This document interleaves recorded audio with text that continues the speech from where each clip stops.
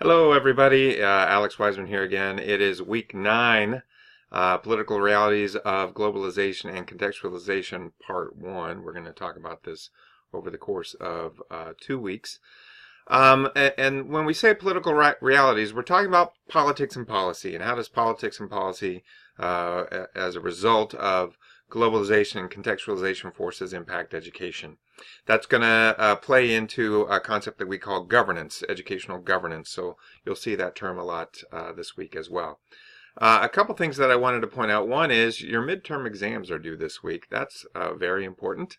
You definitely want to, be prepared for that. Remember, if you just click on that little link there, it'll take you right to the syllabus. Of course, you have to have your Lehigh username and password in order to access it. And if you wait for a second, it should pop you right to the midterm exam section. Look at that.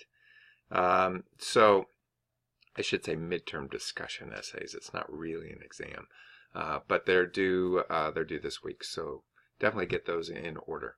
Okay. What I want to tell you that there is, even though we have midterm exams due this week and you should be preparing for those, there are things that you should have been preparing throughout the semester. So hopefully you're not cramming for it all at once. It does mean that we are going to go ahead and have a regular class today, right? And so you need to read and prepare just like normal. There are a lot of objectives for week 9 to understand, and they come out of or they're related to the questions that are at the end of Part 5 of the Lechner and Bolai Globalization Reader. So if you look at I've said be prepared to discuss your answers to the questions at the end of Part 5 in Part 5, Globalization in the Nation State. But then I just translated those questions sort of into an education, perspective. So you might just look at these, and you will note that the questions in the preparation part or the application part down here are simply question versions of our objectives. So keep all of these in mind as you're doing the readings, as well as when you're watching the videos and doing the preparation stuff on this page. Okay, let's go back up to the top. So a couple things, the big things. One, we want to talk about technology and technological innovation as a force for both globalization and contextualization in education. It's a really important topic. It's one that comes up a lot when we talk about globalization. It doesn't come up quite as much when we use the word contextualization. And so that's something I definitely want us to think about. How does technology become a tool or a mechanism for both of these sort of dual or complementary phenomena? So you'll have a video about different technologies that are very current, well, at least very current to me. Maybe you guys are ahead of me already. Very current in terms of what is available in a lot of classrooms worldwide. You'll have this video about education in Singapore and how technology is incorporated into that. So it'll give you some ways to think about the ways that technology is part of globalization and contextualization worldwide. Then we're going to have a module on globalization and mass education policy and practice, which will be, it's me again. This is again me from a few years ago for this same class, but a few years ago. I know I've said in the past that I'd like for you to spend no more than an hour doing this preparation stuff. If you watch all of my videos, you're going to run over an hour for this this week's preparation videos. So you might watch maybe one or two. I would love for you to watch them all, but I also want to be mindful of your time. But I like these videos. I would watch them all. All right.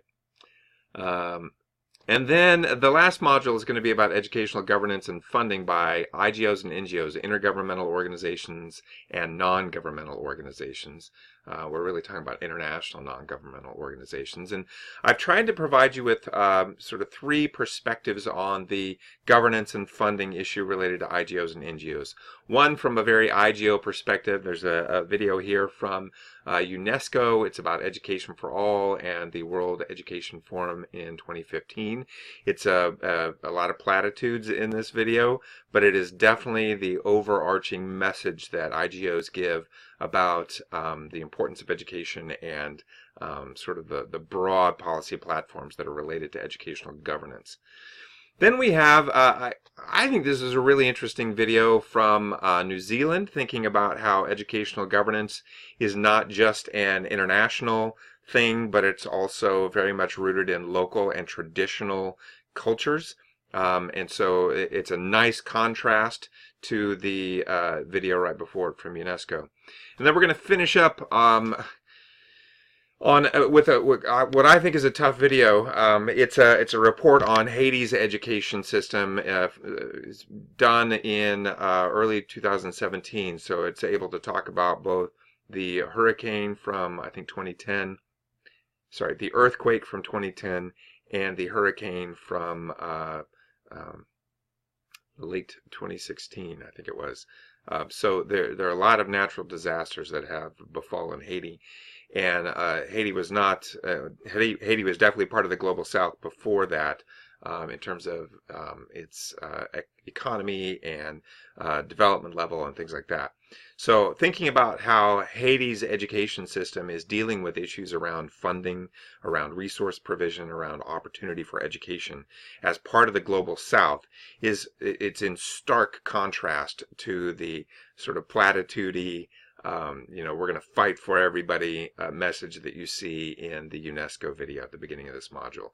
So really notice those unique differences, and keep in mind these questions as you go through this section. As always, don't forget to post your comments at the end of this page right here. Leave a reply. You can do that before or after class. Just make sure you do it this week. All right, everybody. See you in class.